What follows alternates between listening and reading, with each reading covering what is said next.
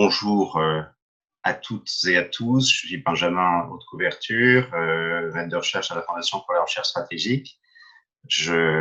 Naturellement, j'aurais préféré vous accueillir toutes et tous dans des conditions qui nous permettraient de nous voir, de nous parler, de nous serrer dans les bras, mais ce n'est pas possible. Je vois qu'il y a beaucoup de collègues et d'amis qui sont déjà inscrits. Je vous salue tous. C'est sympathique à vous d'être là. On va lancer ce premier webinaire sur les questions nucléaires de la Fondation pour la recherche stratégique. C'est une initiative que nous avons prise, pandémie oblige, il y a quelques semaines, en se disant que ce serait sans doute une bonne idée de lancer une série de petits webinaires comme ça, d'une petite heure, sur le TNP, sur le cycle d'examen du TNP et sur la 10e conférence d'examen du TNP, d'ici la tenue de cette conférence, que la tenue soit en janvier, soit en février, en mars ou en avril prochain. Donc, ça nous laisse un petit peu de temps et de manière un petit peu plus constructive, nous nous sommes dit que ce serait pas mal de mettre à profit ce temps d'ajournement, ce temps de report, pour penser un petit peu les questions complexes, voire les questions qui fâchent, dans le cycle d'examen du TNP actuel, et de remettre en perspective le traité, puisque c'est aussi cette année, comme vous le savez toutes et tous, que l'on fête les 50 ans de l'entrée en vigueur du traité, ce qui est une occasion de se poser un petit peu la question de l'ordre nucléaire mondial lui-même depuis 50 ans, comment est-ce qu'il a évolué, comment est-ce qu'on peut le mettre en perspective aujourd'hui, et quelle est la pertinence du TNP dans cet ordre nucléaire mondial comme pierre d'angle du régime de non-prolifération et de désarmement, puisque c'est ainsi qu'on a l'habitude de le nommer.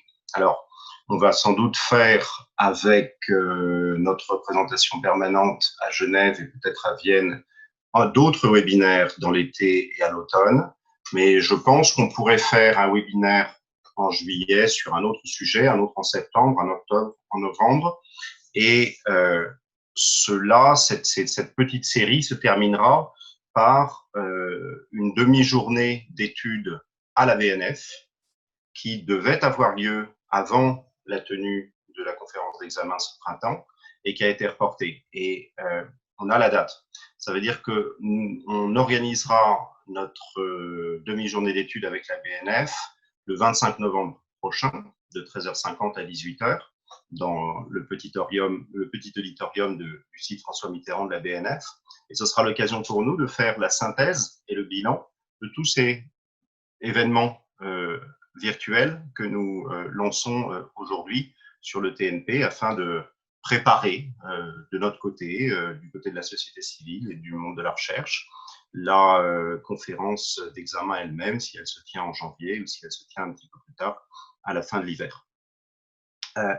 Aujourd'hui, j'ai demandé à 3 collègues de me rejoindre pour traiter la question du report elle-même, c'est-à-dire la question de savoir comment est-ce qu'on peut mettre à profit le temps que fournit cet ajournement. Comment est-ce qu'on peut penser ce qui a dû être suspendu pour les 7 mois à venir. Et je pense que les webinaires qui suivront traiteront d'articles précis du traité, les usages pacifiques à l'article 4, la question du droit de retrait et donc l'article 10 du traité qui pose de sérieux défis à l'ordre nucléaire mondial, en particulier depuis la sortie de la Corée du Nord en 2003. Et puis aussi la question du processus institutionnel d'examen lui-même, qui sera l'un des enjeux, l'un des défis de cette conférence d'examen et qui est un peu un sujet récurrent, mais qui a, me semble-t-il, jamais été traité à fond par les conférences d'examen elles-mêmes. Alors, cette année est donc aussi l'anniversaire des 50 ans d'entrée en vigueur, et donc, à un moment donné, on se posera aussi la question de l'ordre nucléaire mondial, et ce sera l'objet d'ailleurs de notre première session de la demi-journée à la VNF le 25 novembre prochain. Donc, je suis ravi d'accueillir avec moi aujourd'hui 3 collègues, comme je vous l'ai dit.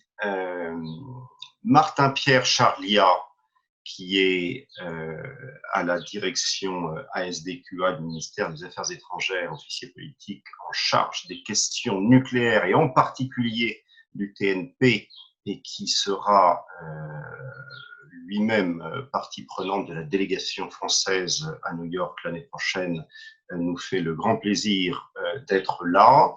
Je vais lui donner la parole pour qu'il nous parle un petit peu de l'impact de ce report sur la préparation de la conférence, les différentes initiatives diplomatiques autour du cycle d'examen, et puis qu'il nous rappelle quelles sont les priorités de la France qui seront défendues lors de cette prochaine conférence d'examen. Ensuite, Tiffaine de Chanchenel, qui est chercheur à l'IRSEM, en charge des questions de dissuasion et de désarmement, nous rappellera en quoi le traité est particulièrement pertinent comme outil de lutte contre la prolifération de l'arme nucléaire, alors que se cristallisent beaucoup de questions autour du désarmement nucléaire. Je pense que ce sera effectivement une bonne chose de rappeler sa vocation générique et en quoi le TNP est utile ou ne l'est peut-être pas assez dans les nouvelles dynamiques de prolifération qui pourraient émerger dans ce siècle. Et Emmanuel Maître, qui est, comme vous le savez, ma collègue à la Fondation pour la recherche stratégique, en charge également des questions de dissuasion et de désarmement en particulier, nous parlera durant ce report et ces 7 à 9 mois qui sont devant nous, de la possibilité de modification des paramètres et des facteurs qui pourraient entrer en compte dans l'appréciation de ce qui serait un succès ou un échec pour la conférence d'examen elle-même en début d'année prochaine. Donc voilà, avec ça, sans plus tarder, je donne la parole donc à Martin-Pierre. Chacun, je vous propose de parler une grosse dizaine de minutes, disons. Et puis, comme vous le savez toutes et tous, désormais, vous pouvez intervenir par le biais des questions-réponses. S'il vous plaît, tâchez de les poser, si possible, avant la fin de l'intervention de chaque intervenant, parce que ça me permettra plus facilement de les relayer dans le temps pour que Emmanuel, Tiffaine et Martin-Pierre puissent réagir les uns aux autres dans ce qui sera à peu près une demi-heure de séance de questions-réponses en fonction du temps qui reste. Voilà, on va faire ça de manière la plus souple possible. Pour moi, c'est la première fois que je modère un webinaire, donc si je ne fais pas les choses de manière parfaite, ne m'en voulez pas, c'est juste le métier qui rentre. Voilà, je donne donc tout de suite la parole à Martin-Pierre. Martin-Pierre, tu as 10 minutes pour nous parler un petit peu du contexte et des priorités françaises. Merci. Merci beaucoup. Et j'en profite pour remercier toute l'équipe de l'AFRS et Benjamin Haute Couverture pour l'organisation de ce séminaire. Donc, comme tu le disais, je suis Martin-Pierre Charliat, donc diplomate à la direction des affaires stratégiques au ministère de l'Europe et des Affaires étrangères et enseignant à la Sorbonne par ailleurs. Je précise que je m'exprime aujourd'hui à titre exclusivement personnel, habituel, hein, mais mes propos n'engagent que moi dans la discussion. Pour lancer précisément cette discussion, ce que je vous propose, c'est d'abord d'évoquer en des termes rapides le report de cette conférence d'examen et ses conséquences prévisibles sur les travaux préparatoires et sur cette échéance, avant d'esquisser quelques pistes sur ce que l'on peut attendre et des priorités en vue de cette 10e conférence d'examen des États parties au TNP.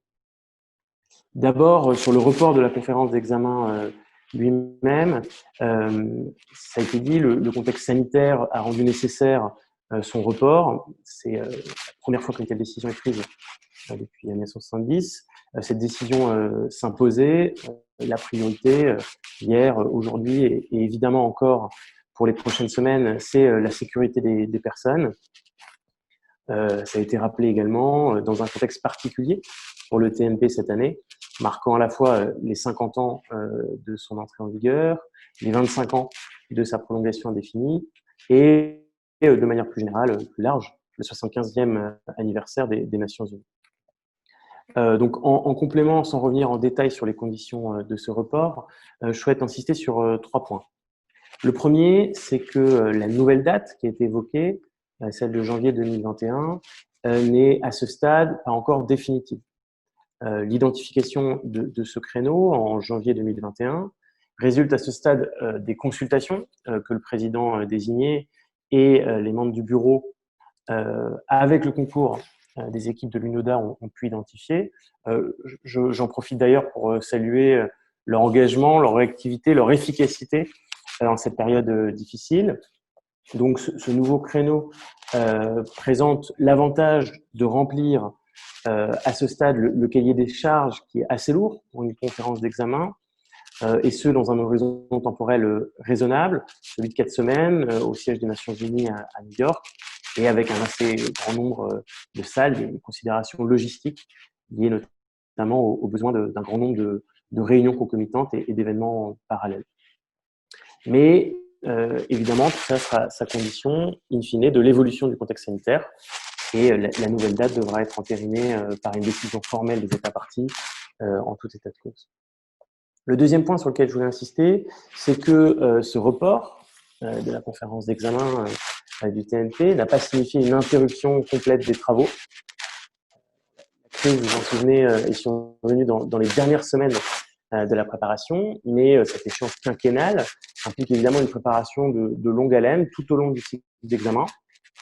Et un certain nombre de travaux se sont poursuivis pendant la période, les différentes périodes de confinement dans les différents États, au niveau national d'abord, notamment avec la finalisation des rapports nationaux sur la mise en œuvre des obligations au titre du TNP, pour laquelle la France, par exemple, a cette année adopté une méthode innovante et ouverte en diffusant une version intermédiaire de son rapport, qui a pu être discuté lors d'un séminaire sur la transparence organisé par la FRS en février dernier, et au niveau diplomatique, multilatéral également, avec la poursuite des discussions, dans la mesure évidemment de ce qui était possible, par visioconférence ou par échange électronique. Je pense par exemple à la poursuite des travaux du P5 pour finaliser certains livrables en vue de la conférence d'examen, comme la deuxième édition du glossaire des termes nucléaires, ou pour poursuivre les échanges, comme sur les aspects de doctrine par exemple. Le troisième point sur lequel je voulais insister sur ce report, c'est que l'enjeu est aujourd'hui de saisir les prochains mois comme une opportunité pour poursuivre ces travaux et pour poursuivre le dialogue entamé en amont de cette conférence d'examen.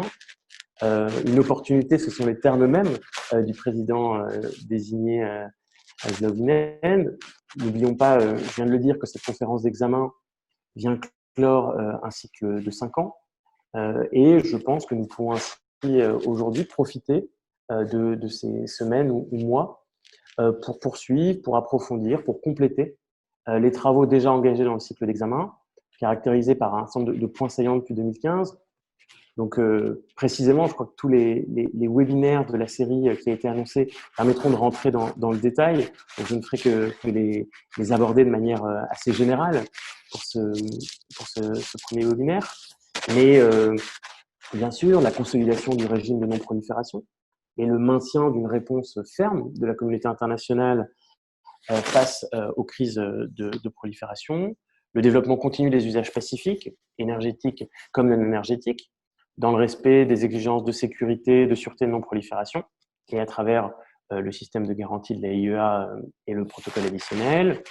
Et troisième pilier, la poursuite des discussions sur le désarmement nucléaire, notamment parmi d'autres. Je pense à 2 domaines notables d'avancée dans le dernier cycle d'examen, que sont d'une part la vérification du désarmement nucléaire, notamment à travers l'initiative IPNBV, et par exemple l'exercice franco-allemand, New Dive, qui a été organisé en septembre 2019 et qui a illustré que l'on peut travailler dans un format multilatéral associant États dotés et États non dotés dans le respect des exigences les plus strictes en matière de non-prolifération.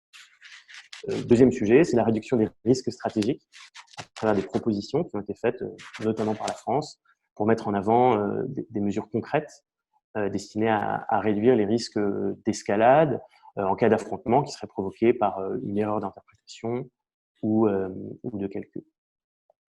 Je voudrais signaler également, même si c'est de manière rapide, les nombreux progrès à souligner en matière de transparence lors des dernières années et dans ce cycle d'examen, à travers ces rapports nationaux, mais aussi certaines initiatives. La France a par exemple organisé en février dernier, pour les ambassadeurs auprès de la conférence du désarmement, une visite de ces anciens sites d'enrichissement d'uranium démantelés aujourd'hui à Pierre-Latte et Marcoux. Le deuxième temps, c'est celui de l'analyse des conséquences prévisibles de ce report sur la conférence d'examen. Donc, bien entendu, si elle se tient début de l'année 2021, avec toutes les réserves utiles, cette conférence d'examen s'inscrira dans un nouveau calendrier. Mais je crois que ce report n'en altérera ni l'économie générale, ni finalement les équilibres fondamentaux, pour deux raisons principales. La première, je dirais, c'est que le contexte stratégique, qui reste un sujet d'inquiétude, ne devrait pas, sauf surprise, être fondamentalement modifié par ce report de quelques mois. Nous assistons en effet à une dégradation inquiétante de notre environnement stratégique, dont l'instabilité se nourrit d'asymétrie, d'escalade. Et la conférence d'examen se tiendra dans un contexte extrêmement difficile qui est bien connu, celui de crise persistante de prolifération, celui d'un contexte également de forte polarisation des discussions sur le désarmement nucléaire, celui d'incertitude sur l'avenir des instruments de maîtrise des armements, le traité FNI l'été dernier, les interrogations sur l'extension de New START, et plus généralement une remise en cause, des formes de remise en cause de l'ordre multilatéral fondé sur le terrain. On assiste également à une forme de retour du fait nucléaire depuis le tournant des années 2010 et d'une forme de compétition entre grandes puissances à travers des postures opaques, des logiques d'intimidation stratégique, de sanctuarisation agressive ou de chantage qui ont accompagné ce retour du fait nucléaire. La deuxième raison, c'est que finalement les enjeux de fond liés au TNP et à la dynamique du cycle d'examen demeureront inchangés. Il est évidemment bien normal que le contexte sanitaire ait primé et fait passer au second plan, la réponse à la crise ait fait passer au second plan ces dernières semaines le 50e anniversaire, mais signe positif, on a pu assister à de nombreuses déclarations publiées dans les dernières semaines, les derniers mois, par des groupes d'États ou dans le cadre d'initiatives, parfois accompagnées de propositions concrètes pour préparer cette échéance. Et je crois que malgré leur diversité, ces contributions témoignent de la volonté partagée par tous de célébrer, de préserver cet instrument quasi universel et unanimement considéré comme la pierre angulaire aujourd'hui du régime de non-prolifération qui est le TNP. Alors ceci m'amène au troisième moment, finalement qu'attendre de cette conférence d'examen. Et bien entendu, je ferai que brosser quelques pistes rapides pour lancer notre discussion aujourd'hui. D'abord, je crois que ce 50e anniversaire invite à examiner avec lucidité le bilan que l'on peut dresser du TNP. Beaucoup d'observateurs soulignent aujourd'hui une forme de crise du TNP, mais après 50 ans, il s'agit d'en mesurer l'acquis. Et je crois que le TNP est aujourd'hui un indéniable succès pour au moins trois raisons. D'abord, parce qu'il a conduit depuis 1968 plusieurs États à renoncer à l'arme nucléaire et que le constat doit être que seuls quelques États ont développé des arsenaux en dehors du TNP. Et que nous sommes aujourd'hui assez loin des prévisions des années 60. On est estimé à 25 ou 30 États à terme. Ensuite, parce qu'il a permis le développement pacifique de l'usage nucléaire sous le contrôle de l'AIEA et que c'est aujourd'hui les applications nucléaires non énergétiques et énergétiques sont aujourd'hui majeures. Et enfin, parce qu'on a assisté à une réduction drastique des arsenaux nucléaires par rapport au niveau de la guerre froide de l'ordre de 80%. Donc évidemment, le succès n'a pas été obtenu sans crise, mais ce qui est intéressant, c'est de constater aujourd'hui que si finalement le TNP a résisté, c'est parce que ces États parties sont restés déterminés à le préserver et qu'ils en ont tiré des bénéfices tangibles. C'est aujourd'hui une des clés de voûte de la stabilité stratégique à l'échelle mondiale. Il n'en existe aucune alternative crédible. C'est le seul instrument qui nous permet aujourd'hui à la fois de limiter la prolifération et de prévenir la guerre nucléaire au terme de son préambule, tout en autorisant et en encadrant l'usage pacifique de l'énergie nucléaire. Donc, c'est mon dernier point. Sa préservation apparaît aujourd'hui essentielle. Et l'enjeu, c'est de réfléchir à la manière de préserver cette autorité du TNP dans le monde tel qu'il est, afin de penser à la pérennité pour les 50 prochaines années. Alors, quelle feuille de route, j'en terminerai par là. Il faut d'abord respecter l'équilibre bien connu entre les 3 piliers du TNP. C'est une attente qui est légitime de tous. D'abord, en maintenant une réponse ferme, je l'ai dit, aux crises persistantes de prolifération, qui demeurent un défi majeur pour le TNP. Ensuite, en matière de désarmement, eh bien, en préservant l'autorité de ce traité, en promouvant les prochaines étapes d'une approche pragmatique, graduelle, qui est, je crois, la seule qui permettra d'obtenir des résultats, car le désarmement ne peut pas se décréter, il doit passer par des actes concrets. Vous savez, le président de la République française a ainsi fait des propositions dans son discours du 7 février dernier.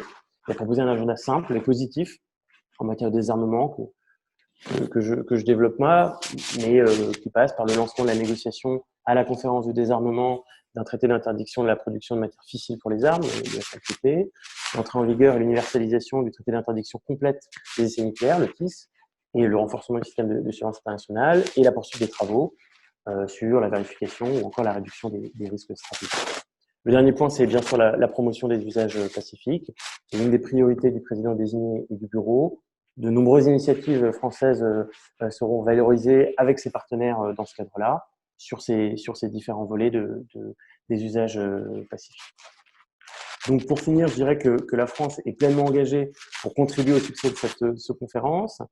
Le président de la République a ainsi appelé les autres puissances nucléaires, les autres États dotés, à faire des gestes concrets à l'occasion de cette conférence d'examen pour rejoindre notre priorité commune, qui est donc de préserver la primauté du TNP. Il y a beaucoup de débats aujourd'hui, de publications sur comment on pourrait qualifier le succès d'une conférence d'examen et sur la forme du document final.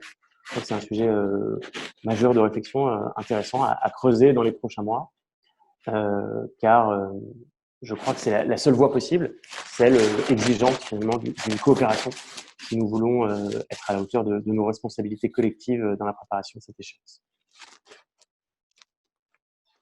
Merci beaucoup Martin-Pierre Charliat pour cette ouverture à la fois en votre nom propre et en même temps au nom des positions françaises, puisque vous les avez rappelées et que ce sont elles qui seront défendues. J'ai déjà une question posée par Dominique Leglu, Sciences et Avenir, mais cher Dominique, nous allons répondre à votre question. Je vais d'abord donner la parole aux deux autres intervenantes et puis après, on prendra les quelques questions qui ont été posées pour permettre aux uns et aux unes et aux autres et à l'autre de répondre. Voilà, donc j'ai bien noté cette question. Tiffaine de Chanchenel, je vous passe la parole pour l'IRSEM et pour parler du TNP comme outil de lutte contre la prolifération. Merci. Merci. Merci Benjamin, merci à la Fondation pour la recherche stratégique pour cette invitation. Je suis un peu déstabilisée par ce format. Est-ce que vous m'entendez? Oui, d'accord. Bon, c'est un peu curieux de parler à son ordinateur et en même temps, je vois tous les noms des personnes qui sont là. Ça me fait très plaisir de retrouver mes collègues et puis ici tout le public. Alors, effectivement, je vais parler du pilier de non-prolifération, mais je voudrais juste faire deux petits points auparavant. L'un sur les conséquences éventuelles du report de la conférence d'examen Et l'autre, plus particulièrement sur la question que tu posais, Benjamin, de l'utilité du report. Cette question était intéressante dans la manière de la formuler. Donc, sur les conséquences du report, j'ai déjà eu l'occasion en fait de m'exprimer sur ce sujet dans une brève qui est parue à l'IRSEM début mai. Et en résumé, moi, je ne vois pas de bouleversement majeur lié à ce report. Mais il y a quand même des points d'attention en fonction du calendrier qui sera retenu. Et si effectivement les dates de janvier qui circulent sont retenues, je vois au moins 2 points d'attention. Je vais juste enlever le volet des questions qui me déconcentrent. Pardon. Voilà. Le calendrier électoral américain, d'une part, et d'autre part, New Start. Alors, le calendrier américain, électoral américain pour 2 raisons. Déjà, sur un plan technique, en cas de changement d'administration, se pose la question de la manière dont la délégation américaine va aborder la conférence d'examen en période de transition, si effectivement donc, elle se tient en janvier. Autre point d'interrogation, est-ce qu'un changement d'administration, est-ce que la perspective d'une administration démocrate pourrait apporter un nouveau souffle? En posant cette question, je ne pose pas la question d'un changement immédiat de politique, mais par rapport à une administration qui se montre réticente, enfin en rejet des outils d'armes contrôle et de non-prolifération, mais plutôt poser la question d'un changement de perception et de la manière dont les délégations aborderont donc cet événement. Le second point sur New Start, c'est encore une fois lié au calendrier et au fait que si la conférence d'examen s'était tenue en avril ou mai, l'absence de perspective de suite à New Start n'aurait pas totalement éliminer les espoirs. Or, l'échéance de New Start étant au 5 février, si la conférence d'examen se tient en janvier et qu'il n'y a pas de suite, là, eh bien, les espoirs seront complètement déçus. Et cela aura des conséquences pour la conduite de la conférence d'examen. Alors, tous ces points sont des éléments qui ne vont pas conduire les délégations à revoir leur position, évidemment, mais vraiment la manière d'aborder la conférence d'examen. Et je souligne ce point parce que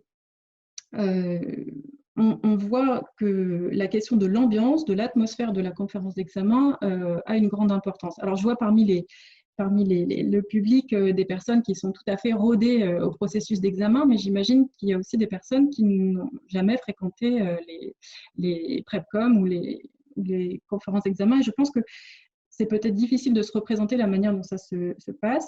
Vous pouvez lire dans les comptes rendus de la conférence d'examen de 2010, par exemple, que certains experts estiment que l'atmosphère, l'ambiance, a été propice à l'obtention d'un document final, d'un accord des États parties à la fin de la conférence d'examen, attribuant cette bonne ambiance à la politique de l'administration américaine de l'époque dans la suite du discours de Prague du président Obama. Alors après, les espoirs ont été déçus, mais bon, c'est une autre question. Donc, dans la perspective de la conférence d'examen de 2020, la question de l'atmosphère, encore récemment dans la réunion du Conseil de sécurité sur l'anniversaire du TNP, la haute représentante pour les affaires de désarmement a souligné l'importance de mettre en place une ambiance qui serait propice à un succès. Alors, comme j'ai trop petite partie, non c'est bon, je ne vais pas encore passer le temps. Alors, voilà, donc toute cette question de l'atmosphère, c'est quelque chose qui n'est pas mesurable, qui n'est pas tangible et qui peut paraître anecdotique, mais qui a quand même son importance. Et si, comme tu le disais, Benjamin, dans ta note, les délégations voyaient leur format réduit, par exemple, ça pourrait avoir un impact sur la manière dont la conférence d'examen se déroulerait. Deuxième point, donc la question de savoir si le report est utile, ça nous amène à se poser la question de à quoi sert une conférence d'examen. Bon, donc Martin Pierre a déjà en grande partie répondu à cette question. Je voudrais revenir sur un point particulier. Donc comme vous le savez, l'objectif de ces conférences d'examen, ce n'est pas la renégociation du traité, mais l'examen de la mise en œuvre des dispositions du traité. Et concrètement, pendant plusieurs semaines, les États, les groupes d'États vont présenter leur position et commencer à négocier un texte qui devra être ensuite agréé par consensus. Et ce texte, il fait à la fois le bilan et il propose à la fois les recommandations de la conférence. Alors, ce qui est intéressant, c'est que déjà pour s'accorder sur un bilan, c'est compliqué. Et on voit que 2010, qui est considéré comme une conférence d'examen qui est un succès, puisqu'il y a l'adoption d'un document final par consensus, n'a pas réussi à s'accorder sur la partie de bilan. C'est seulement le plan d'action, les recommandations qui sont agréées par consensus, mais le reste du document est sous la responsabilité du président. Donc, on voit que c'est quand même très, très compliqué pour les États de s'accorder.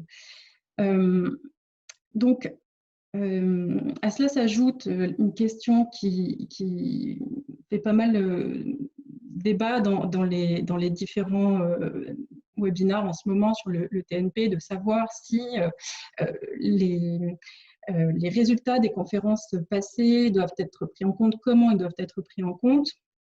Donc, on voit qu'il y a quand même une difficulté à s'accorder sur un certain nombre de choses et sur les questions de fond. Alors, finalement, les États parties vont surtout travailler à un compromis sur le langage.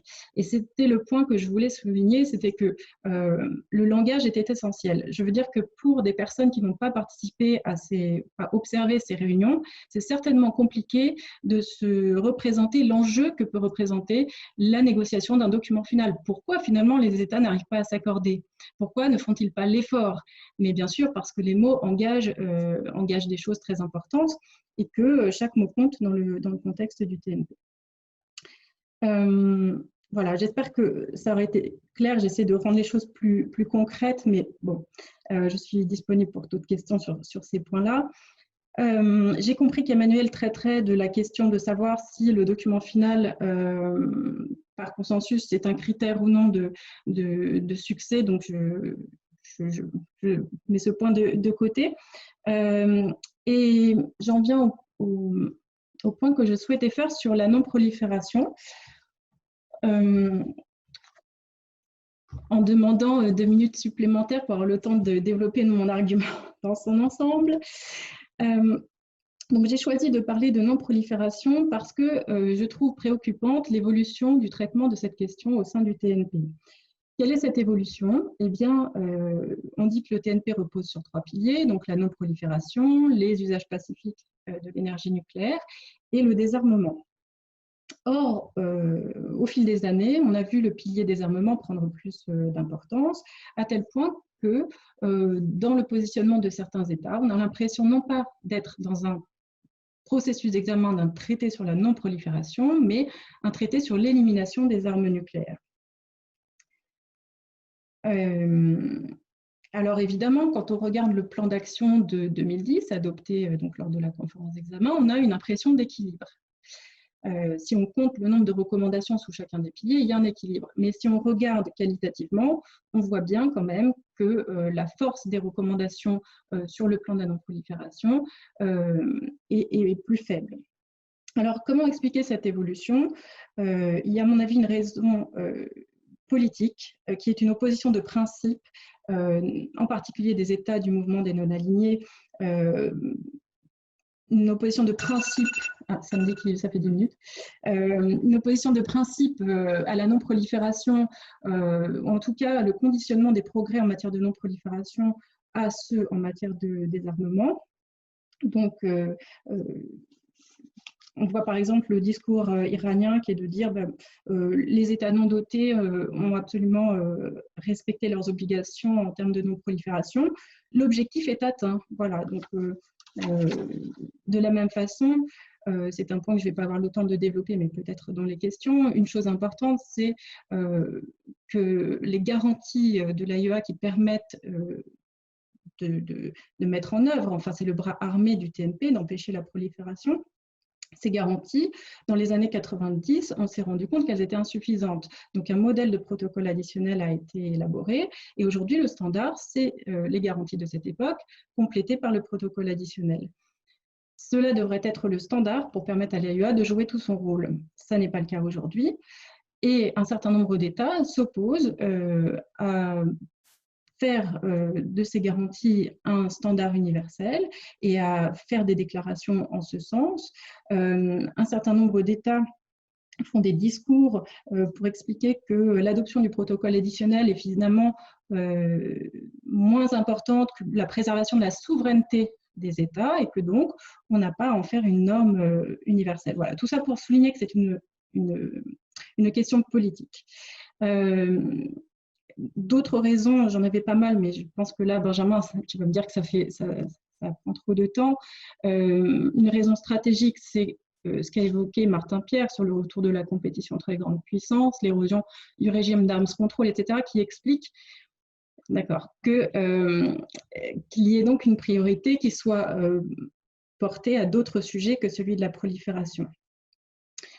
Mais ce qui m'inquiète le plus, et peut-être que finalement je finirai par ça, même si j'ai encore pas mal de choses que tu aurais pu dire, ce qui m'inquiète le plus, c'est que j'ai l'impression que pour un certain nombre d'États et d'observateurs, la prolifération, en dehors des crises actuelles, est un phénomène qui est derrière nous.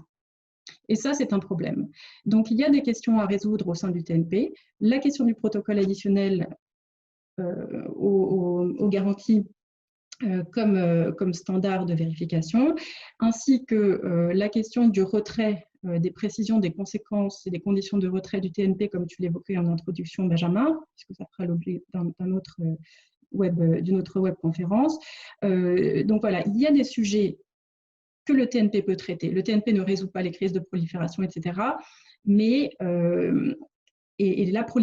lutte contre la prolifération ne se fait pas seulement au sein du TNP, mais il faut que le TNP continue de considérer que c'est une question qui le concerne. Voilà, c'est tout. Je vous remercie.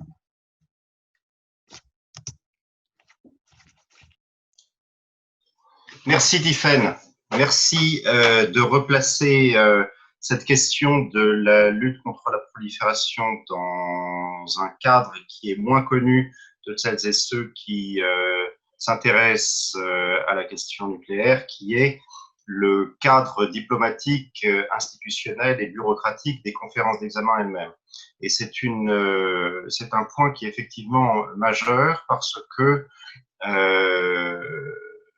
se posent naturellement les questions de langage, les questions de position, les questions de négociation en plénière versus négociation à guichet fermé, dans les couloirs, tout le diplomatique qui entoure les 3 semaines de la conférence d'examen et qui font que sa lecture est complexe, voire compliquée, et que cette complication des résultats, que ce soit un document final ou qu'il n'y ait pas de document final, qu'il y ait des papiers ou qu'il y ait des non-papers ou qu'il y ait d'autres productions, type des plans d'action, etc., est difficile à faire comprendre ou à lire par le profane.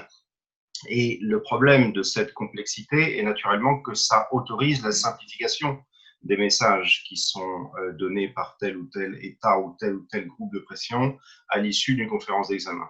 Et c'est un sujet qui me tient assez à cœur d'ailleurs en particulier parce que pour avoir particulièrement suivi la conférence d'examen de 2015, je me souviens que les usages pacifiques et donc l'examen de l'un des 3 piliers du traité, qui est un pilier absolument majeur, avait donné lieu à beaucoup d'initiatives, à beaucoup d'esprits constructifs, à beaucoup d'actions qui du reste sont mises en œuvre depuis 2015, alors que pour tout le monde, la conférence d'examen 2015 s'est soldée par un échec retentissant. En réalité, ce n'est pas vrai en partie, parce que cet échec retentissant est dû aussi à la simplification de ce qui a été transmis comme conclusion de la conférence d'examen de 2015. Et Martin Pierre parlait tout à l'heure de la question du succès, de l'échec d'une conférence d'examen et d'un processus d'examen d'un traité, que ce soit le TNP ou un autre. C'est une question cruciale parce que la question qui se pose derrière, c'est qui parle. Qui parle, mais pas seulement qui dit quoi, mais qui parle. Et qui est l'autorité qui décrète que le résultat est bon, n'est pas bon, est moins bon, et qu'est-ce que c'est. Et je pense que c'est aussi une des responsabilités de la recherche et des think tanks qui gravitent comme des satellites dans ce processus d'examen, que de remettre en perspective une conférence d'examen pour tâcher en permanence de dire ce qui est un succès sur le plan de la sécurité globale, de la sécurité régionale et de la sécurité de tel ou tel État. Ce pourquoi le traité est fait et ce pourquoi il est un instrument de sécurité pour tous les États qui l'ont ratifié comme État non doté de l'arme nucléaire. Donc, merci beaucoup de remettre ça en perspective et je pense que cette question institutionnelle, bureaucratique du processus d'examen donnera lieu à un webinaire que nous organiserons en tant que tel, qui réunira certainement uniquement les happy few, parce que là, pour le coup, c'est vraiment un sujet un petit peu austère, et qui est un sujet qui est aussi au cœur des résultats politiques et des résultats stratégiques de ce processus d'examen. Emmanuel, je vous donne la parole pour terminer cette grande introduction. Par ailleurs, j'ai pris pas mal de questions. Et donc, si vous arrivez à vous tenir à 10 petites minutes, ce serait chouette parce que ça me permettrait de relayer les questions très pertinentes qui ont été posées depuis. Merci. Merci beaucoup, bonjour à tous. Alors, je vais vraiment inscrire cette présentation dans la continuité de ce qu'ont dit Martin Pierre et Tiffaine et vraiment insister sur les conséquences de ce report, ce qu'on peut attendre d'une conférence d'examen qui se tiendrait a priori début 2021, probablement en janvier, mais une date qui n'est pas encore confirmée. Et donc, mes points vont être très simples. Je pense, comme mes deux autres co-analystes, que ce report ne va pas modifier de manière significative le contexte stratégique notamment, mais également diplomatique dans lequel la conférence va se tenir.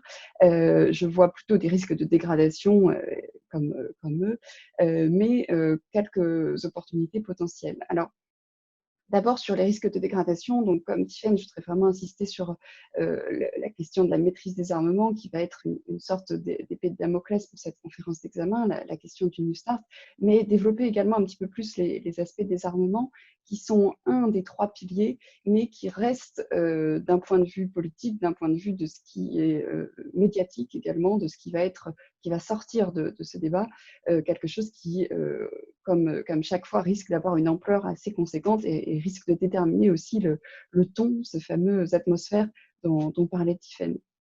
Alors, sur les aspects de maîtrise des armements, évidemment, on est sur une situation très, très compliquée et ces 9 mois qui viennent portent plus de risques que d'opportunités, vraiment, si on se place d'un point de vue très, très concret, avec la fameuse question du traité New Start, donc, qui est le dernier maillon des grands accords de maîtrise des armements, qui va venir à expiration en février 2021.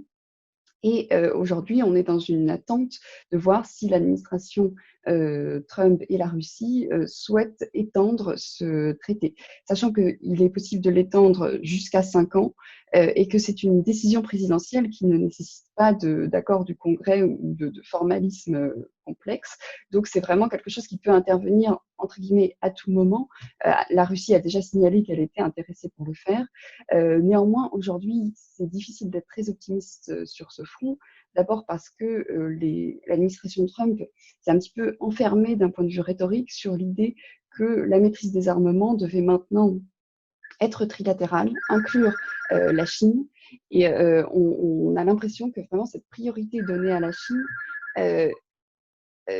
rend compliqué de se concentrer sur la question de l'extension dans le court terme. Deuxièmement, on parlait tout à l'heure, il y avait une question également sur la question du Sénat. Alors, son implication n'est pas nécessaire pour l'extension du traité, mais il y a néanmoins un fort bastion républicain pour l'instant au Sénat, avec des élus qui sont vraiment fermement opposés à la question de la maîtrise des armements avec la Russie. et on peut imaginer que cette faction serait assez prête à compliquer la mise en œuvre du traité s'il venait à être prolongé ou un nouvel accord de maîtrise des armements s'il venait à être négocié. Alors, la question des élections, comme le disait Tiffaine, c'est quelque chose qui va être très important. Joe Biden a signalé qu'il serait prêt à reconduire le traité s'il était élu. Néanmoins, est-ce que ça pourrait avoir un impact sur la conférence d'examen? C'est peu probable. On serait vraiment à une période charnière si celle-ci avait lieu en janvier 2021, puisque ce serait l'administration sortante qui commencerait la conférence. L'administration suivante prendrait la suite, mais sans avoir les personnels vraiment nécessaires confirmés par le Sénat au plus haut niveau. Et donc, on a du mal à imaginer qu'il y ait assez de temps pour vraiment insuffler un nouveau dynamisme dans ce domaine-là. Alors, au-delà du New Start, sur les aspects de désarmement, encore une fois, on ne voit pas très bien comment les 9 mois supplémentaires ou 7 mois pourraient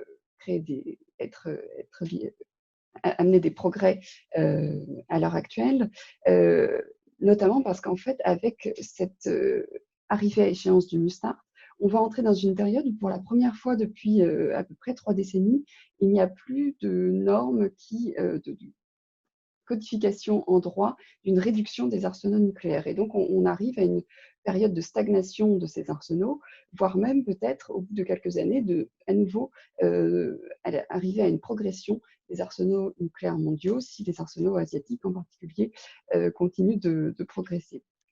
Sur les autres instruments qui ont été notamment évoqués par Martin Pierre, le traité d'interdiction des essais nucléaires, le traité d'interdiction de production de matières fissiles, une année supplémentaire ne devrait pas apporter de progrès, et au contraire, on entend des rumeurs qui, même si elles n'ont pas de fondement politique, notamment sur les essais nucléaires, ne peuvent qu'envenimer un petit peu cette atmosphère dont on parlait à l'instant. À l'inverse, les attentes qui existent en termes de désarmement, elles ne donnent pas le signe de faiblir, au vu des circonstances, au vu en particulier de la crise sanitaire qu'on vient de traverser. Depuis 2020, depuis le début de l'année, le traité d'interdiction des armes nucléaires, qui a été négocié par un ensemble d'États qui estiment que les progrès en termes de désarmement sont insuffisants dans le cadre du TNP. Donc, ce traité a enregistré de nouvelles signatures et ratifications. Alors, c'est assez peu probable que le report de la conférence d'examen lui permette d'entrer en vigueur d'ici à la tenue de celle-ci, parce que tout simplement le travail parlementaire dans un certain nombre d'États a lui aussi été ralenti par la crise. Mais néanmoins, les défenseurs du traité et d'une approche plus radicale ou plus rapide en matière de désarmement ont un petit peu saisi cette pandémie pour pointer un certain nombre de faits et qui leur semblent vraiment donner de la pertinence à leurs arguments. Alors, le premier, c'est le fait que cette pandémie illustre bien le risque d'une menace globale auquel les États ne seraient pas en mesure de répondre efficacement, et donc le parallèle avec le risque nucléaire a été fait. Le deuxième argument utilisé, c'est le fait que l'argent qui est utilisé en particulier pour développer des arsenaux nucléaires devrait être mieux utilisé, notamment dans le secteur médical.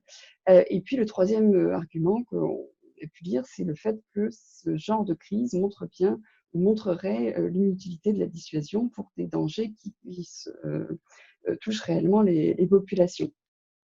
Dans ce contexte, au vu de ces arguments qui ont été rappelés et qui touchent véritablement une communauté à la fois de la société civile et puis d'État, on peut s'attendre à ce que les questions des conséquences humanitaires d'une frappe nucléaire, de la sécurité humaine, etc., ressurgissent véritablement pendant la conférence, et donc que ces attentes, comme je disais, en termes de désarmement, restent très fortes et ne soient pas revues un petit peu à la baisse au vu du contexte stratégique et notamment de la crise de la maîtrise des armements dont on parlait.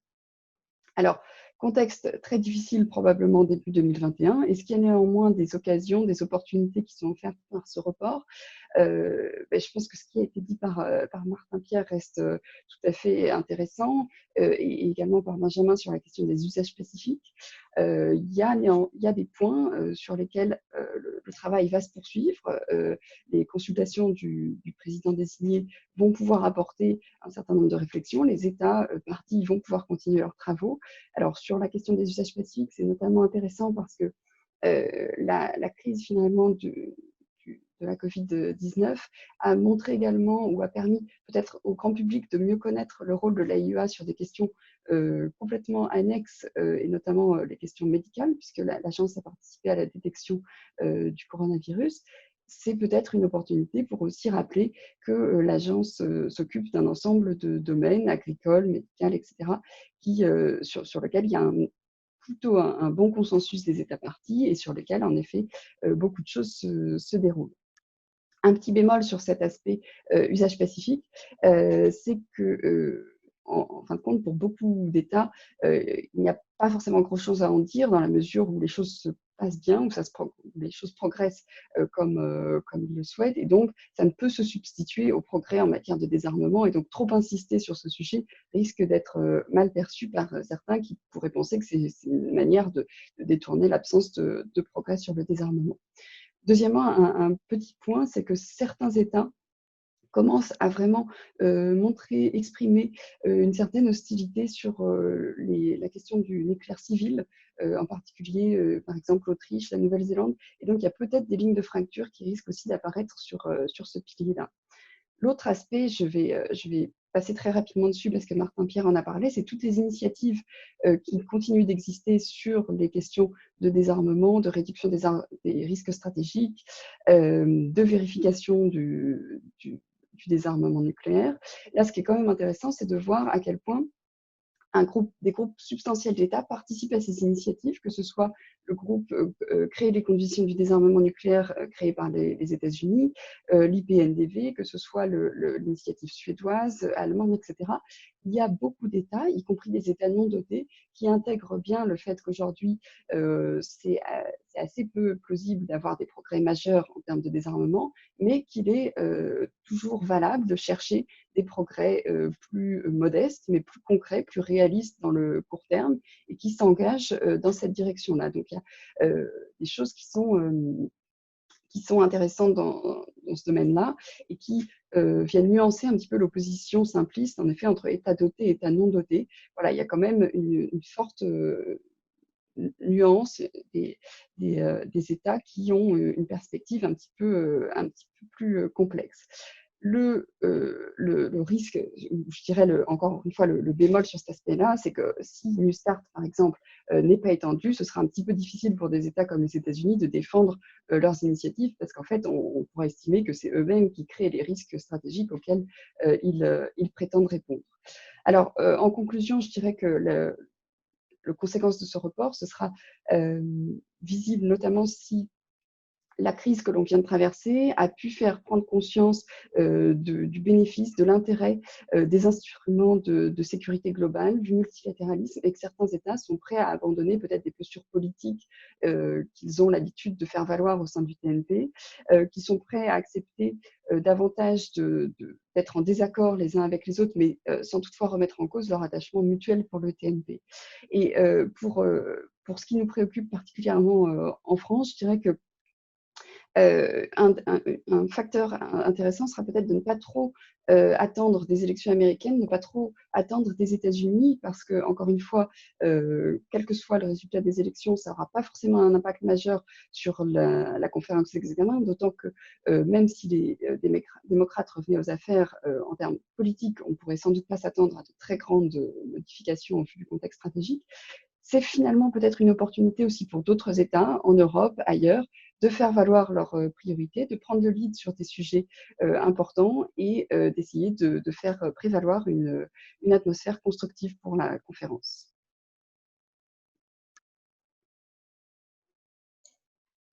Merci beaucoup, Emmanuel, pour cette synthèse très dense, très riche de l'évolution des facteurs de succès et d'échec de la conférence à 7 mois maintenant ou 9 mois de sa tenue. Effectivement, sur le plan stratégique, moi je partage l'idée selon laquelle un changement d'administration ne fera pas varier de manière peut-être significatives les données stratégiques de la politique de sécurité et des défense nucléaire américaine. En revanche, imaginons qu'effectivement une administration démocrate prenne la Maison-Blanche. Ce sera au tout début du mois de janvier que le président entrera en fonction. Et on peut tout à fait imaginer que là, pour le coup, l'atmosphère dont parlait Tiffaine tout à l'heure serait très impactée à la conférence par certainement un effet d'annonce politique qui viendra de la Maison-Blanche et qui prendra la conférence d'examen comme prétexte ou comme bonne occasion de lancer, un petit peu comme avait fait le président Obama avec son discours de Prague, des initiatives, qu'il s'agisse des essais ou d'autres choses. Et cela me conduit à insister, vous avez vu comme moi les 8 questions qui ont été posées par nos invités, à insister sur cette question des essais.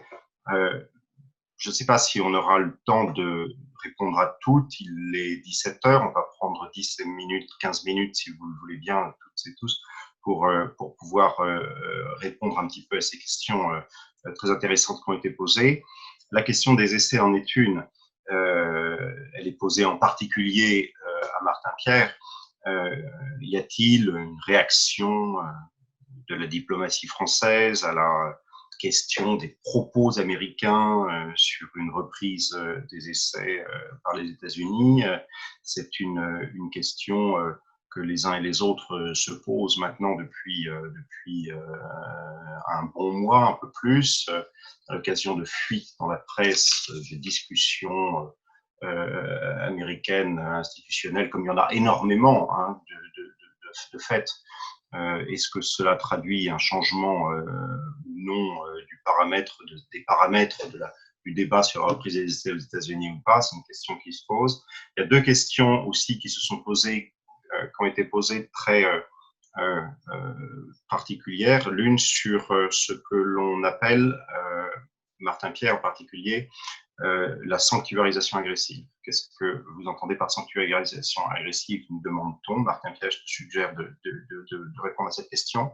Et également une question davantage pour Tiffaine, à laquelle je pourrais répondre aussi, qui se pose sur la question de savoir si le phénomène de prolifération nucléaire est derrière nous. En gros, pourquoi dit-on et pourquoi dis-tu, Tiffaine, qui relais-tu et quel discours relais-tu? Est-ce qu'un discours étatique? Est-ce un discours ambiant sur le fait que le phénomène de prolifération serait derrière nous? D'autres questions qui se posent, en particulier s'agissant des satellites, des initiatives diplomatiques qui gravitent autour du TNP, une question sur la CEND, l'initiative américaine dont la traduction française est comment créer un environnement pour le désarmement nucléaire.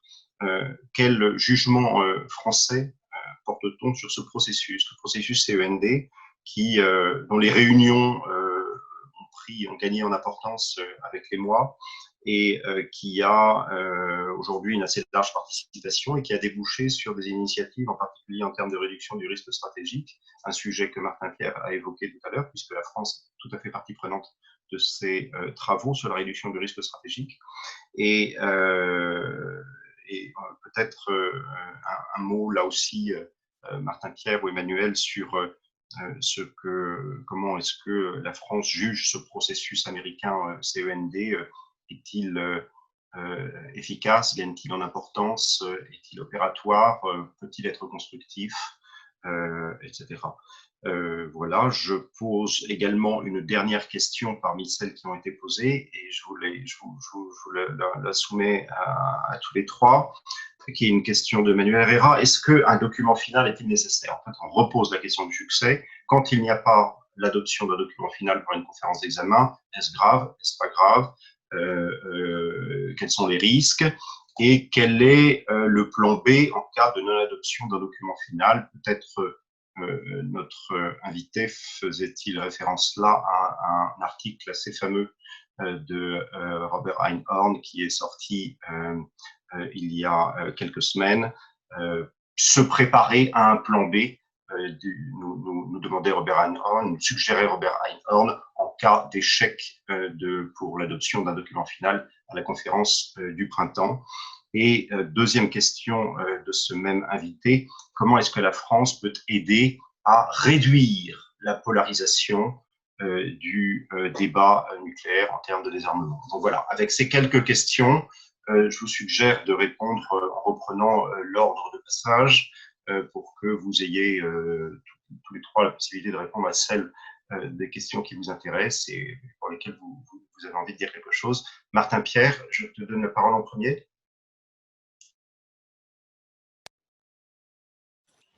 Merci beaucoup. Alors, je vais essayer d'être synthétique et en même temps d'apporter tous les éléments de réponse que j'ai. D'abord, sur la question, merci beaucoup sur l'évaluation un peu du contexte stratégique et notamment la manière de caractériser le retour du fait nucléaire. Je crois, pour en dire un mot rapide, c'est que contrairement à la France et à ses alliés, il est assez clair qu'aujourd'hui, certains États optent sciemment pour des postures nucléaires plus opaques, voire même parfois agressives, qui incluent une dimension de chantage ou de recherche du fait accompli. Et c'est pour cette raison qu'aujourd'hui, les équilibres dissuasifs entre puissances sont rendus plus instables. Je crois que ça participe de cette évaluation du contexte. Sur le deuxième point des essais, alors je vais répondre à titre personnel parce que j'ai bien lu donc ces éléments certains éléments de presse, mais en tout cas à ma connaissance personnelle, je ne crois pas qu'il y ait eu ni de déclaration américaine sur ce sujet, ni de déclaration française. Après, sur le fond, je pense que la position, pour le coup, la position française sur les essais nucléaires est assez bien connue. Le TIS, c'est un traité que la France a signé et qu'elle a ratifié et qu'elle promeut. Donc, elle promeut à la fois l'entrée en vigueur la plus rapide possible, ça a été rappelé au plus haut niveau, et l'universalisation. Voilà. Mais du coup, j'ai pas à ma connaissance d'autres éléments aujourd'hui. Sur la question de la réaction française, finalement, à un certain nombre d'initiatives ou à un certain nombre de communiqués. En réalité, je pense que ce qui est intéressant dans ce processus, à la fois sur les 5 ans et puis dans les derniers mois, j'en ai dit un mot, c'est ce foisonnement, à la fois de déclarations qui reflètent dans leur diversité la position des différents États membres, et puis d'initiatives. Je ne crois pas, et là de nouveau, hein, c'est une position personnelle, mais je ne crois pas que, vous voyez, il faut que chaque État fasse un communiqué, c'est-à-dire prenne une position publique sur chacune. En réalité, le but, c'est de nourrir le dialogue. Et c'est ça qui est en cours pour préparer cette échéance. Donc la France participe à certaines d'entre elles, pas à d'autres. Elle a participé à certaines déclarations. Je crois que l'essentiel, vous voyez, c'est vraiment comment chacun peut, en apportant ses propositions concrètes, participer à la réussite de cette conférence. Il y avait une question plus spécifique sur une initiative qui est celle de CEND. Donc, en effet, ça fait partie. C'est une des initiatives, donc Creating an Environment for Nuclear Disarmament, auquel la France a participé et qui permet de créer, en parallèle du cycle d'examen à en parler, un nouveau forum intéressant de discussion. Je ne crois pas qu'il y ait eu de publication encore de propositions. Mais de nouveau, je crois qu'il faut voir cette préparation comme un tout. Et je pense que c'est important que tous les États parties puissent présenter ces propositions. Ce qui m'amène au point suivant, j'essaie de répondre à plusieurs questions en même temps, sur finalement que fait la France pour rapprocher vous voyez, ces deux pôles qu'on a tendance parfois à caricaturer comme étant irréconciliables. C'est précisément d'essayer de mettre en avant des actes concrets pour incarner cette approche progressive, graduelle, réaliste du désarmement nucléaire. Donc, finalement, je ne vais pas tous les citer, mais on parlait du FMCT que la France promeut. La France a démantelé de manière irréversible ses sites d'enrichissement d'uranium. On parlait des essais nucléaires. La France a signé et ratifié le traité et, acte concret, elle a démantelé ces sites d'essais. Donc, j'ai mentionné quelques sujets, disons, plus actuels ou un peu plus nouveaux, comme la vérification, sur lequel on est très engagé. Il y a eu un exercice fait avec l'Allemagne qui a rassemblé un certain nombre de pays pour avancer sur ce sujet de la vérification du désarmement nucléaire. qui est intéressant et prometteur. Et également la réduction des risques dont on parle beaucoup, où en réalité, il y a beaucoup de propositions, on voit, assez foisonnantes sur comment communiquer sur des mesures existantes ou identifier des nouvelles mesures destinées à réduire ces risques. Voilà, j'espère que je n'ai pas été trop long. Le dernier point que j'avais noté, c'est le document final, mais ça, c'est vrai que je le laisse en question ouverte et je serais intéressé de l'avis des autres participants parce qu'en réalité, en effet, c'est un sujet, même si, de nouveau, je crois que l'enjeu, c'est pas de dépasser le document final en lui-même, c'est en réalité de réfléchir à l'objectif.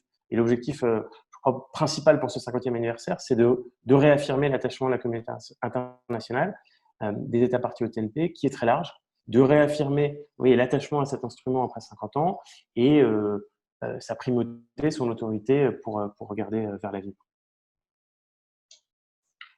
Emmanuel, est-ce que vous ajouteriez des éléments de réponse à ces quelques questions qui sont posées, même si c'est difficile de répondre en quelques minutes à des questions aussi vastes? Oui, alors peut-être pour rebondir sur cette question, en effet, il y a 25 ans, il n'y avait pas eu d'accord des États parties sur la conférence d'examen et pour autant, il y avait eu un accord par consensus sur un point extrêmement important, mais qui était hors du cadre des discussions sur l'examen lui-même de la mise en place du traité, à savoir la prorogation indéfinie du traité. Donc, on peut imaginer quelque chose qui est un petit peu novateur, qui est différent, où en effet les États rappelleraient leur attachement pour le traité. Malheureusement, et pour utiliser un mot qui était dans les questions, c'est vrai qu'aujourd'hui, il y a une telle différence de vue entre certains membres de certains États parties que je pense que même ce type d'accord resterait quand même assez difficile à obtenir, et en particulier parce que dans ce forum du TNP, on a eu vraiment une tendance à avoir des postures très politiques, très difficiles à faire évoluer et où on voit difficilement des accords pouvoir se négocier. Pour autant, je pense que sur cette question de la polarisation et ce qu'on peut faire en particulier pour la réduire, il y a des choses qui sont intéressantes à noter. D'abord, c'est qu'on avait peut-être tendance encore récemment à opposer les États dotés et les États non dotés. Je pense qu'aujourd'hui, la situation est beaucoup plus compliquée que ça et on a vraiment un éclatement des positions, des visions au sein des États dotés et non dotés d'ailleurs. Et ce qui est intéressant, c'est de voir à quel point justement les initiatives dont on parlait à l'instant, que ce soit les initiatives américaines, allemandes, suédoises, etc., sur la réduction des risques stratégiques, sur l'avancée par petites étapes, obtiennent le soutien finalement de pas mal d'États non dotés qui voient bien que c'est sans doute la manière la plus réaliste de progresser dans le court terme. Donc ça, c'est vraiment quelque chose d'intéressant et essayer d'associer des États dotés à des États non dotés. Par exemple, l'exemple du New Dive sur la vérification est vraiment intéressant là-dessus, peut contribuer à réduire ce risque de fracture. Mais il y a également un autre point qui contribue sans doute, c'est d'accepter la différence de vision des différents États sur le TNP, sur sa mise en œuvre, sur le désarmement, et d'éviter, bien sûr, des rhétoriques trop dures sur ces différentes positions. Et évidemment, la politisation de ce forum, qu'elle soit par certains âmes qui voient un moyen de faire valoir d'autres priorités, que ce soit par exemple la réforme du Conseil de sécurité de l'ONU ou un ordre mondial un petit peu différemment agencé, que ce soit la politisation des relations entre la Russie et les États-Unis. Ça, bien sûr, ça contribue à avoir des débats très compliqués et à faire à compliquer encore une fois l'adoption d'un quelconque document, qui soit document final ou que ce soit une vision même de ce qu'est aujourd'hui le TNP et à quoi il sert et à quoi il peut servir dans le futur. Emmanuel, est-ce que vous auriez une réponse à la question de Dominique Leglu qu'elle vient de poser? Quels sont les États qui voudraient vraiment prendre le lead? Est-ce que vous pouvez en identifier un certain nombre? Alors, je pense que l'intérêt, enfin, un des risques, comme je le disais, c'est de trop attendre des États-Unis. Et je pense que c'est quelque chose qui se passe assez régulièrement, en tout cas depuis le début de l'administration Trump, où on constate que sur les questions de non-prolifération, de désarmement, il faut essayer de faire naître d'autres pôles. Et clairement, en Europe, plusieurs pays ont juste appel. Le président Macron en a parlé d'ailleurs dans son discours du fait qu'il fallait être davantage acteur sur la question de la maîtrise des armements. L'Allemagne réfléchit aussi beaucoup à ces questions. La Suède a lancé son initiative. Je pense que l'intérêt, c'est pas forcément d'avoir un nouveau leader ou un nouveau pays qui va vraiment entraîner les autres et les débats, mais plusieurs initiatives plusieurs sujets sur lesquels différents États peuvent s'impliquer. Ces États européens, mais ça ne peut pas être que des États européens, bien entendu, et je pense que beaucoup d'autres États ont des choses à apporter et le font de manière intéressante. Le Japon a également un programme pluriannuel qui réfléchit au désarmement. On doit aussi être sensible aux positions de pays comme bien sûr l'Argentine, les pays du sud-est de l'Asie, l'Afrique du Sud, etc. Il y a beaucoup de pays qui ont envie de s'impliquer de manière constructive. Donc, ça reste à voir dans quelle mesure ça peut être fait l'année prochaine. Merci. Tiffaine, peut-être pour finir, qui sont ces gens, qui sont ces États, qui sont ces groupements, qui sont cette société civile ou que sais-je, pour qui la prolifération est derrière nous?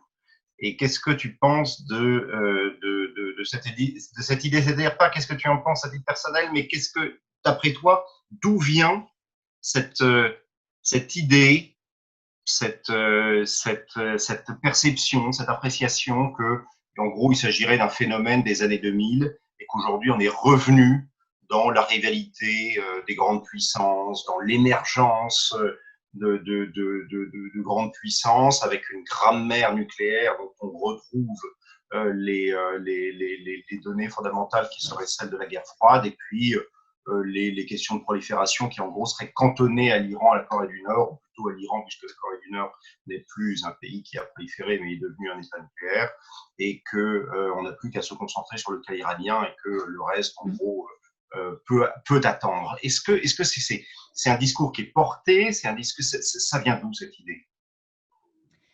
Alors, merci pour cette question qui me permet de développer un point sur lequel j'ai été un peu rapide. À mon sens, c'est un discours politique d'abord. Alors, ça va se manifester par des prises de position sur des questions techniques liées à la prolifération. Donc, par exemple, sur le protocole additionnel, avec un refus d'en faire un standard alors que c'est un point important.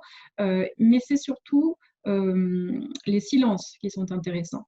Et je pense que si on examinait tous les discours des cycles du processus d'examen précédent et ceux des cycles plus récents, on pourrait voir une évolution. Bon, mais ça, c'est lié aussi à la question que soulevait Emmanuel de la politisation des discours, enfin des débats dans l'enceinte TNP. Ce que je perçois, mais sans l'affirmer, plus comme une hypothèse, c'est suite à la campagne sur les conséquences humanitaires de l'arme nucléaire, avec la volonté des promoteurs de cette campagne de changer comme il le disait, changer les termes de la conversation, faire en sorte qu'on aborde les questions d'armes nucléaires non pas sous l'angle de la sécurité internationale, des questions stratégiques, mais sous l'angle de la sécurité humaine. Alors, cette approche a servi la campagne humanitaire, mais on voit encore les conséquences et peut-être que cette approche a conduit à une forme de changement, peut-être pas de changement de paradigme, mais en tout cas, intellectuellement, peut-être qu'il y a une évolution qui se fait sentir aussi dans un discours expert qui, d'une part, va considérer que la prolifération est une invention qui est liée à l'hégémonie nucléaire, et donc tout ce discours expert va tendre à nier le phénomène de prolifération, puisque ce serait un concept, une invention.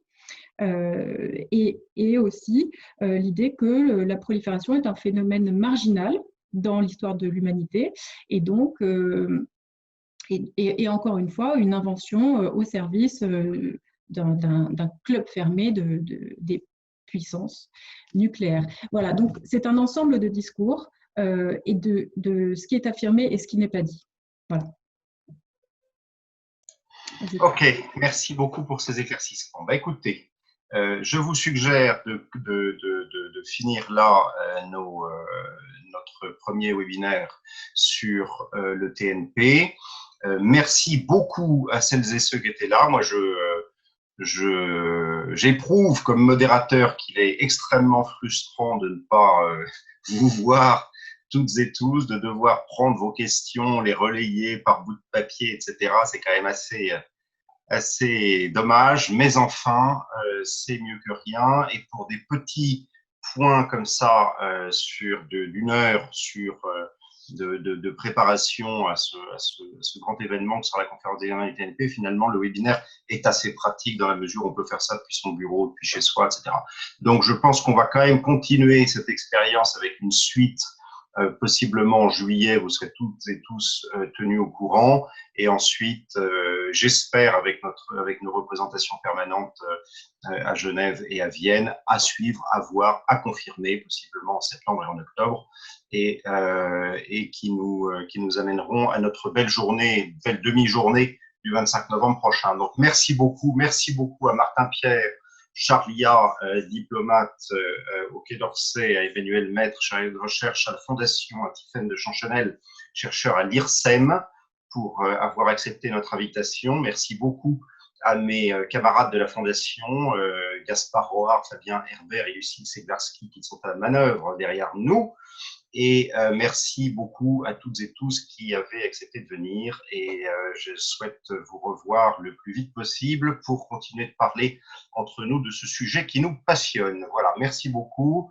Et Gaspard, je pense que tu peux fermer notre séminaire et arrêter l'enregistrement. Voilà. Merci, à bientôt, au revoir.